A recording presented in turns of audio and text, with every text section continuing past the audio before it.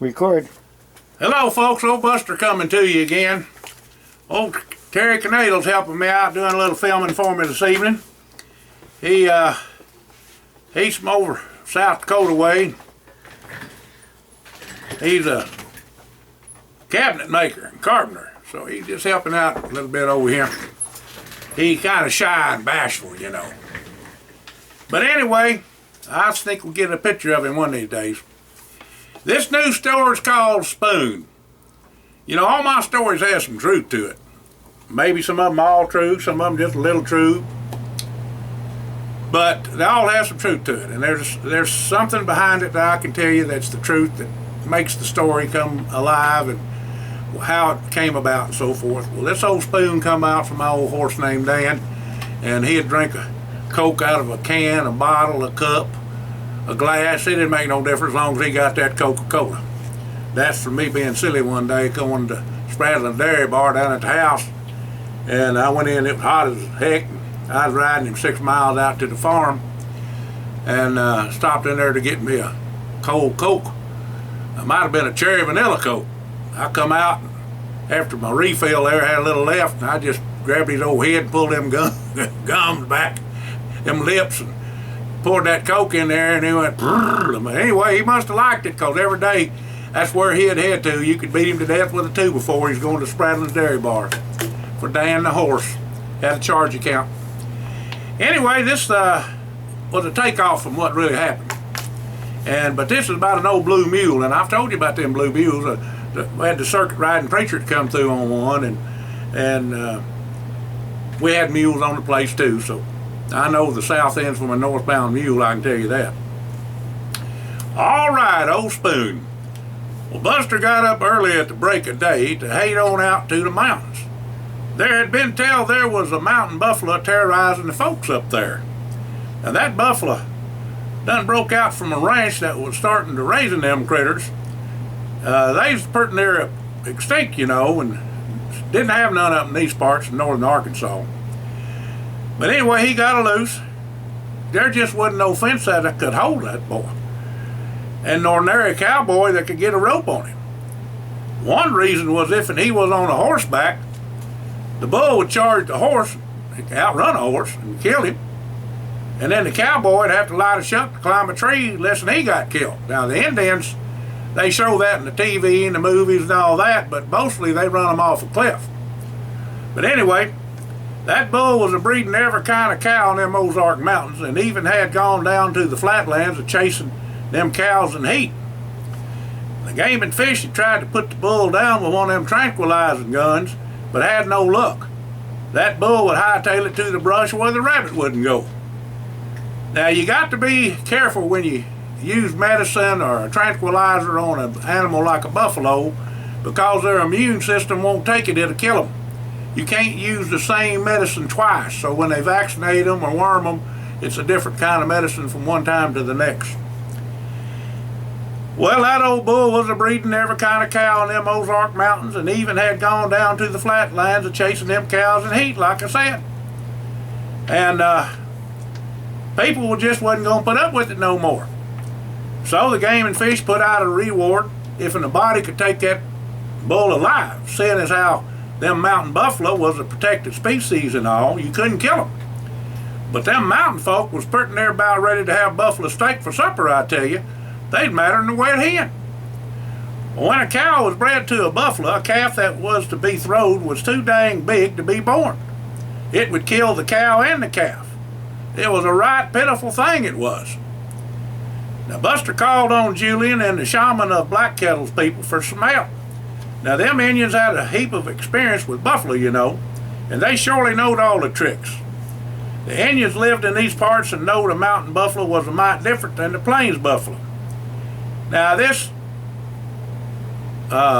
program they had of repopulating things that wasn't there come from the Game and Fish, like elk. They brought elk back in, snakes, but that didn't get anybody's favor with them snakes. They just killed them all.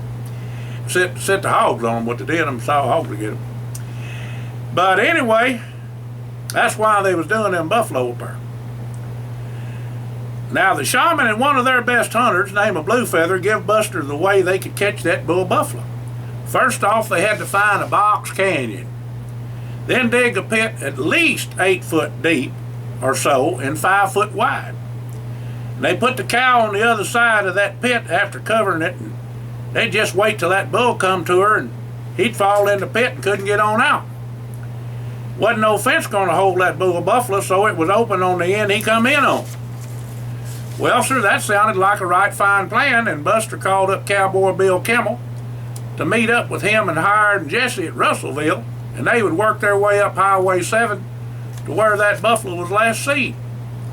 Now, Cowboy Bill was right knowledgeable about all manner of cattle and other type of bovines.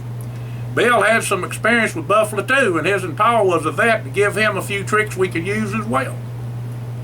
Now, Buster and the boys, and that also included Cowboy Bill, met up with Julian and Bluefeather outside of Jasper. Now, all these towns I'm calling out are real towns there in North Arkansas. They camped for the night with all their gear and horses and Old Spoon. Now, Bluefeather and Julian said that the best way without hurting that bull was the pit idea. Bluefeather warned the boys that that dang buffalo could stand flat-footed and jump 7 foot or nearabouts, so dig that pit deep. Now, folks, I knew that for sure. I inspected the largest buffalo ranch east of the Mississippi, and I learned a lot about buffalo. But I won't get into all that now, but I'm telling you, well, them Indians certainly knew what they were doing.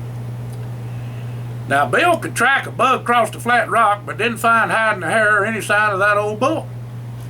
Now, when the boys left on out from Jasper by way of the Buffalo River, Bill picked up sign there about Ponca with him a heading on west. Then that old bull turned toward Sweden Creek and then crossed over to Japton, heading north again. That old bull turned north again towards Sonora, leaving a path of destruction, I tell you. The boys seen where the bull fought off wolves and killed 3 of them, and then headed on northwest and abruptly turned towards War Eagle. Now, Bill figured there was too many people over to the west, so he turned away from all the people, crossing the Interstate 49 at Bethel Heights and finally bedding down near Healing Springs. The bull showed himself. The boys was hot on his trail till they lost him along the Osage River, heading into the Ozark National Forest. The Ozark National Forest covers 1.2 million acres, nearby, mostly in the Ozark Mountains of northern Arkansas. The tallest mountain in the state's Mount Magazine, and an incredible living underground cave, Blanchard Springs Caverns, was there as well. There was hardwoods and pine forest, as well as the Arkansas River Valley south to the Ouachita Mountains. Just wasn't no way to find that old bull buffalo right now. The boys decided to lay low and go on over to the Indian village near Cherokee City on the Oklahoma border, till word got back to them where the whereabouts of a sighting of the bull buffalo. Well, lo and behold, Buster seen a gal he used to date. Her name was Bonnie Wahila Emmeline Sullins Morgan, and was she a beauty. She was a 6 foot tall Indian gal with a smile that was pure D heaven. Well, she seen old Buster and near about got the vapors, I'm here to tell you. Buster got off a spoon quicker than a cat in a room full of rocking chairs, I tell you. Buster run up to Bonnie, hugged her up, leaned her over and put a lip lock on her that put her into a dead faint. Well, Bonnie come to her senses and said, "Buster, where have you been and what are you doing in these here parts? I can't say I ain't missed you, but I just didn't know why you didn't come back to me. Julian is my uncle and Bluefeather is my pa. Now come over to the house, we got us some talking to do." Well, the boys was all goggle-eyed and gobsmacked for sure. Hired and Jesse both hollered to Buster that he had to tell them what all this was all about. Well, Bonnie took Buster to the house and gave him some iced tea and had a settee with him right then and there. Well, Buster began to tell Bonnie he had to go to the war in Vietnam and didn't have time to tell her. He didn't have the heart to write, cause if he did, and he didn't make it back, there'd just be too much heartbreak. He said he figured that kiss would be a lasting memory and she would have about that with him if she ever thought about him again. "There ain't never been no nothern since you," she said. "They just didn't measure up." "Well, we can discuss all that after we catch that buffalo," said Buster. "He has the whole countryside in an uproar." She said, my pa and Uncle Julian will help y'all, and when y'all are done with that buffalo, I want to see you again and hash out some feelings I got about you. Well, fine enough, said Buster. I'll come back and we can visit as long as you like. The stock was took care of, and all the boys ate with Bonnie, Julian, and Blue Feather. It was quite the feast of Indian fare, and plenty of it. Buster told the story of the white buffalo and asked if the tribe had one now. Now, Blue Feather said they did. That calf that Buster was telling about sired several more, and they was spread out through the nations. The boys rested up with their stock till there was word of the buffalo bull up around Snowball, saying the bull liked the territory around them parts. The Indians trailered their horses and gear for the boys over to Marshall for a trailhead. Well, the boys watered and fed their stock and then let on out the next morning for Snowball. The boys met some folks up with there and that had seen that bull buffalo and said he was a meanin'. He was a breeding their cows and attacked the folks when they tried to run him off. The boys decided to split up. Buster, Hired, and Jesse would go one way, and Cowboy Bill along with Blue Feather and Julian the other, that being east and south for the Buster's group and north and west for Blue Feather's group. After leaving Snowball, Buster turned to the south towards Leslie. Buster spied a little lake at the bottom of the mountain, and it seemed to him to be a right good place to camp that night.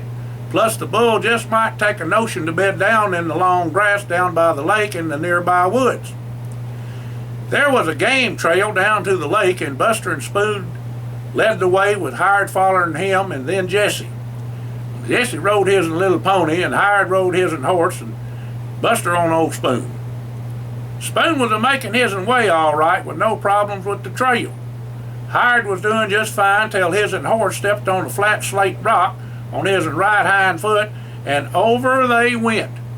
Now that bottom was near about 400 foot down, and Buster and Jesse just was scared as they could be that Hired and his and horse went all the way to the bottom and got killed. Well, Buster and Jesse got back to where Hired went over the cliff and seed him and his and horse about 10 foot down on a little outcropping, none the worse for wear. Lucky, I'd say. There was a cut from erosion, I reckon, from the trail to the ledge. Hired come up the cut with the helping hand, but his and horse couldn't make it up all the way, so Hired went back down and put a sling on his and backside. Well, Buster hooked up Spoon like he was to plow, and Hired took his and horse by the bridle and began to walk him up the cut. When Hired's horse got to where he couldn't go no more to make it up to the trail, Buster got Old Spoon to give it all he got, and he pulled that dang horse the rest of the way to the top of the trail. Well, everybody had the rest of might on that, I'm telling you. Buster and the boys got down to the lake without any other problems and made camp. Well, Hired and Jesse was just fixing up to pour some coffee when Buster come back from seeing the Spoon. He had to put a light hopple on him so he could get around the water and graze. Well, Buster sat on down by the fire when Hired asked him how he come to call that blue mule Spoon. Well, I was sitting around the fire like Wins is doing now, and I began to drink me a cup of coffee. I was a-getting me a spoonful of sugar when Old Spoon happened up on me and stuck his and Hade in there where I was getting my sugar, and plumb took the spoon away from me, sugar and all. He licked all that sugar up lickety-split, I tell you. That mule got that spoon in his and mouth and he come back for more. Lord. Ever since then, when I began to take my coffee, he will come a-looking for sugar. I gotta keep it hid, you know. Well, looky here. Here he comes now wanting his and sugar. See how he gets that dang spoon twixt his teeth? Now, if he don't get no sugar, he gets a mite cantankerous, you know. Anyways, after that, I just named him Spoon, and he kind of takes to it. Well, let's get some shut-eye. Tomorrow is going to be a big day, I'm thinking. The next morning, the boys found where that old bull buffalo had bedded down not 20 yards from where they was asleep.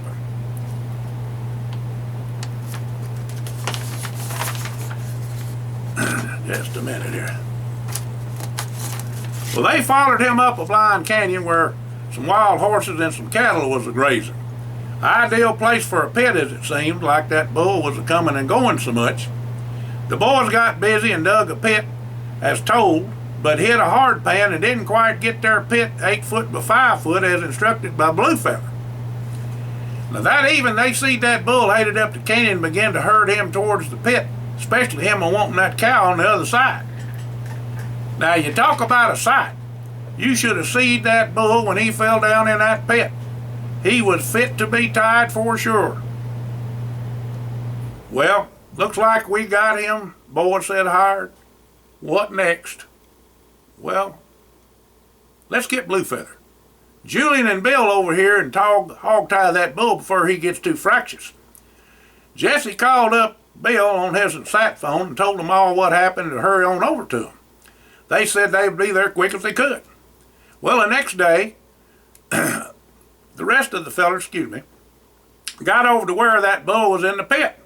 Now that buffalo bull tore that pit up, I tell you. He pawed the sides of the pit till he figured he could jump out and run away. Now Bluefeather was a-watching the commotion when he exclaimed that he was fixing to come out that pit. Well, the first try almost done it, so Bill and Buster figured they'd bring Spoon around. Bill roped the horns on that bull and throwed the rope to Buster to dally around his and saddle horn and hold him fast. Well, then Bill heeled the bull's back legs with another rope and tied it off to a big old pine close to the pit. Bill said if and they could have gotten close enough, he would have four-footed that old bull buffalo. Well, that bull buffalo wasn't going to be denied, I'm here to tell you. He was madder than a feller could ever get, and figured he was coming out of that pit blister or bleed. Well, that wasn't going to do.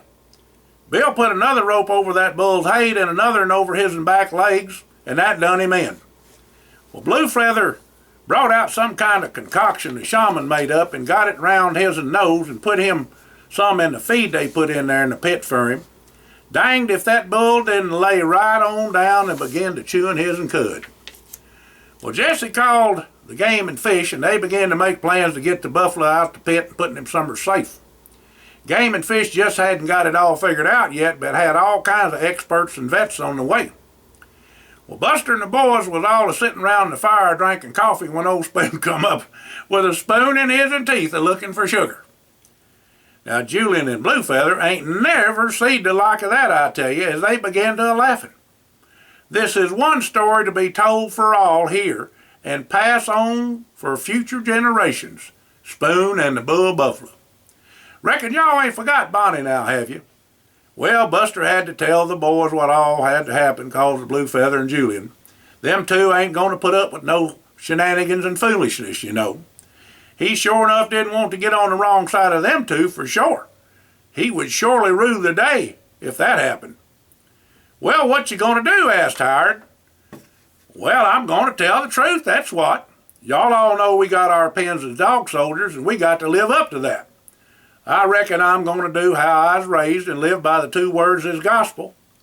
Do right. Just do right. Well, just what is that? Asked Cowboy Bill.